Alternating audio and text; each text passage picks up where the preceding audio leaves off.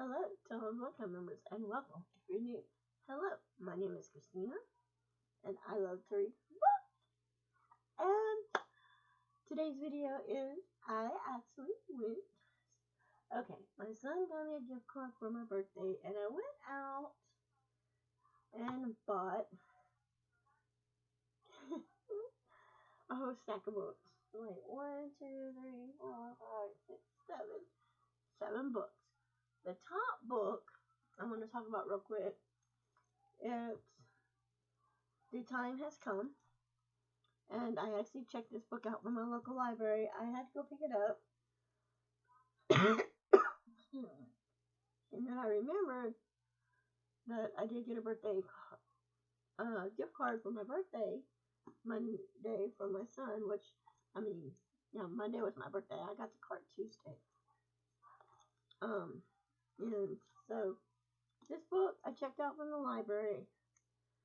Praise for the Time Has Come. So I'm going to be reading this book this week. I'm still reading The Chain, and I'm still reading The Girl in the Window.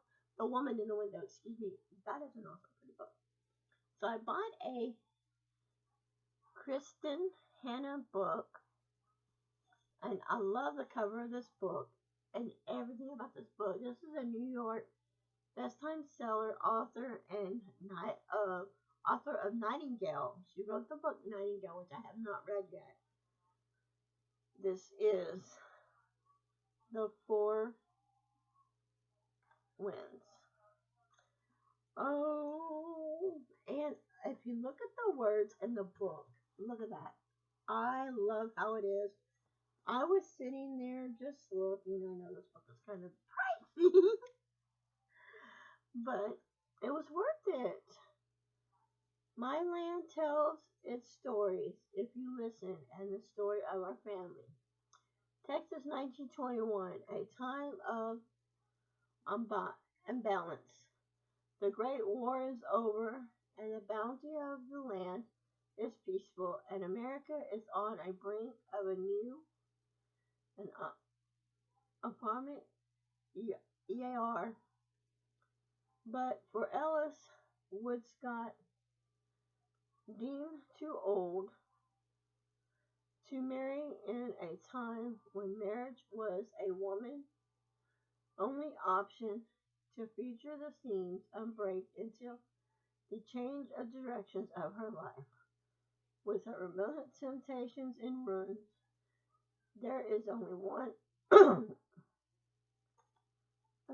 responsible choice: marriage to a man she barely knows.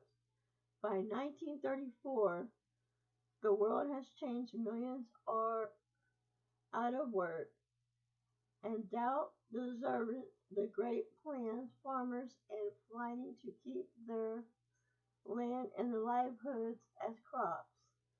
Fell and water desires up, the earth cracks open. Dust storms roll recently across the plains. Everything on the Midget farm is dying, including Ellis, against nature in a fight to keep for her children alive. In an uncontained and previous time, Ellis, like so many of her neighbors, must make and leave it behind to go west to California in search of a better life for her family. The Four Winds is a rich and sweeping novel. The struggle brings to life the Great Depression and the people who lived through it, and harsh until it divides the nation and enduring. So,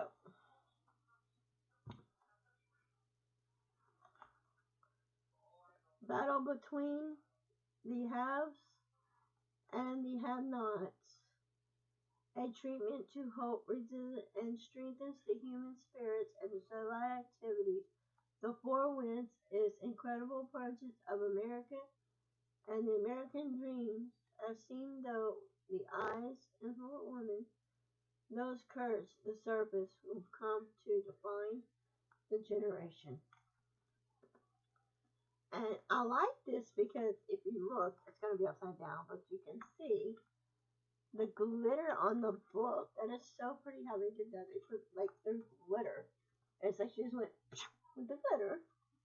But I cannot wait to read this book. It is going to be a phenomenal book, I think. The next book I got is by Lee Stewart. What You Don't Know About Charlie Outlaw. And I've seen this book on Goodreads. And I've seen this book a lot. And I think I don't know about the Four Winds, but some of the other books that are here, I think I have on my Goodreads that I want to read. And that's kind of like I was kind of going for here. It says, after a series of missteps in the face of his newfound home, actor Charlie Outlaw flees to a remote island in search of opportunities and a chance to revalidate his recent breakup with his girlfriend, actress Josie Larr. But soon after his arrival on the island, his solitary hikes into a jungle takes him into danger he never appreciated. No, never. Okay, we'll just say. Okay, anyway. As Charles struggles to go home, or as Charles struggles with going fame, Joe's Greylips with its loss, the star of a cult TV show in her early 20s, Josie has spent the 20 years since searching for a role to admire that one. She's feeling less and less like a character and a Veronica Browning, a huge fan conversion. She thinks all she needs to do is find a part of a replace Charlie, but she can't forget him, and to get him back, she'll need to be a hero in real life. So, could be a good one, may not. We'll see. The next one I got is by Delia. I can't read Omens. Delia Omens, and it's in New York. Best time seller. Where the Crawdads Sing. And I'm thinking I just put this on Goodreads not too long ago that I would like to try to read Where Crawdads Sing. Which, if you didn't know, well, you can't see it, but up here I got a container with a whole bunch of little papers like this of books I want to read, and I think this one's in there. I'm not thinking about the two I just showed y'all I don't think that it's in there at all. And I'm like, okay. The next book I got this at Goodwill because I went into Goodwill and I was donating some stuff that I was cleaning up. I donated about 3 books I did not want anymore, did not like. So I thought, what the heck? And I found this book in there, and it was like $1, so it's not bad. It's called The Broken Girls by Simone St. James. So I wanted to check this out and whatnot. And it sounds like it's going to be a real good book. Vermont, 1950. There's a place for girls whom no one wants. The troublemakers, the elegants too smart for their own good.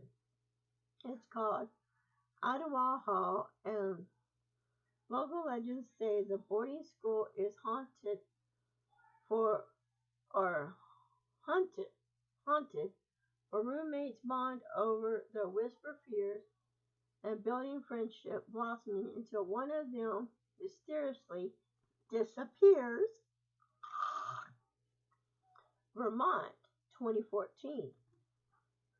20 years ago, journalist Fonda Simpson's elder sister body was found in the overgrown fields near the ruins of Idlewild Hall, and although her sister's boyfriend was tried and convicted of the murder, Fonda can't stop revisiting the events, unable to shake the feeling that something was never right about the case. When Fiona discovers the Idlewild Hall is being restored by an anonymous benefactor, she decides to write a story about it. But a shocking discovery during the renovation links the loss of her sister to secrets that were meant to stay hidden in the past and a voice that won't be silent. So, sorry about that. My phone rang and it was in my bedroom. I had to get it. So, can't wait to read this book. This book, I'm going to put it up here on my shelf because I do have I did do a video on my September reads that I read for the month of September already. I have that video. And, well, like I said, have that video? I don't have that video. Yeah, I have that video made. I already made that video, but I have not uploaded yet. But I say September reads. Mine, not September reads. Not made that video yet. So it is my TBR for November. I've already made that video, but have not uploaded it yet. But this book will go up there because if I finish the books I have for my November TBR, this could be one that would be chosen to read. Then I picked up the book. Oh, right here. It's kind of sticky here because I kind of like, I don't know, it's just sticky. It wasn't for me, by Carrie Fisher. I picked up The Silent Wife. I had to get this book. Lorna's life looks perfect on the surface. Gorgeous, doing husband, muscular, sweet little son, Sindoro, and the perfect home. Lorna knows something about Mishima, something she can't tell anyone else, or anything about Misono. Has worked so hard for will destroy his job. Oh, Misono, something she can't tell anyone else. Okay, Misono has worked. Okay, it's so hard it will destroy his job. They're reporting their son. The secret is keeping Lorna a prisoner in her marriage. Maggie is married to Misono's brother Neo and lives with him and her troubled stepdaughter. She knows all of the Narrow's darkest secrets, or she thinks. Then one day she discovers a letter in the attic which reveals a shocking secret about Nicolo's first wife, Katina. Will Maggie set the record straight?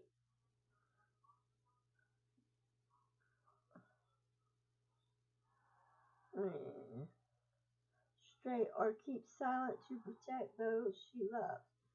For a family held together by lies, the truth will come out in the bashing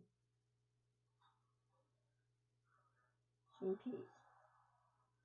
A heart-wrenching, emotional Gisborne read for fans of So supposed to be another good book. Then I caught the book, The Hating Game by Sally Thorne. Soon to be a murder marathon picture. And when I read this little thing, I was like, let me read the book before it becomes a motion picture. If it is already a motion picture, I'll figure that out. And I needed to see this. Lucy Harton and Joshua Tillman hate each other. Not dislike, not burgerly tolerate, hate, and they have no problems displaying their feelings through a series of romantic, passive arguments receiver as they sit across from each other, exclusive to CEO of a publishing company. Lucy can't understand Joshua's joyless, upright, medallious approach to his job. Joshua is currently driven by Lucy overnight flows, quickness, and a quiet attitude. Not that they're up for the same promotion. Sorry, my light keeps doing that. I think my husband's working on something in the backyard. It's making the light do that. So sorry about that. Their battle will have to come to a head, and Lucy refused to back down with their largest game could cost her her dream job. But the tensions between Lucy and Joshua has also reached a boiling point, and Lucy is discovering that maybe she doesn't hate Joshua, and maybe he doesn't hate her either. Or maybe this is just another game. A highly recommendation. Susan Elizabeth Phillips, New York Best-Time Seller. They have another one, Don't Miss 99% Mine, by the same author, which that could be book 2, I don't know. Last book, but least, funny you should ask. I've seen a lot of people talk about how they read this book and how they liked the cover of it. I saw this book and I was like, no. But then I picked this book up because I've seen a lot of people have talked about this book.